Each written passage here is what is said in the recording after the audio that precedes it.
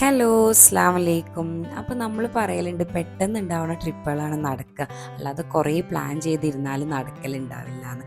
അപ്പോൾ അങ്ങനെ പെട്ടെന്നുണ്ടായ രണ്ടാം പെരുന്നാളിൽ ഉണ്ടായ ഒരു ചെറിയ വയനാട് ട്രിപ്പാണിത് കേട്ടോ.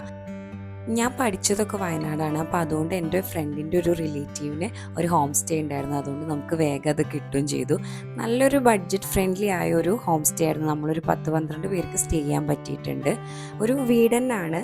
അപ്പോൾ അവരവിടെ കുട്ടികൾക്ക് ബാഡ്മിൻ്റൺ, പിന്നെ ക്യാരംസ്, പിന്നെ കണ്ടില്ലേ ഊഞ്ഞാൽ, അങ്ങനെയൊക്കെ സെറ്റ് ചെയ്തിട്ടുണ്ട്. പിന്നെ നമുക്ക് പോർട്ടബിൾ പൂളും അവരവിടെ സെറ്റ് ചെയ്തിട്ടുണ്ട്.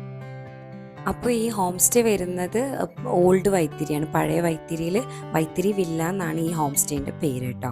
അങ്ങനെ അത് കഴിഞ്ഞിട്ട് ഞാൻ പറഞ്ഞില്ല എൻ്റെ ഫ്രണ്ട് ഉണ്ടെന്ന്, അവളും ഉമ്മച്ചിയും അനിയനും കൂടിയിട്ടൊക്കെ വന്നിട്ടുണ്ടായിരുന്നു.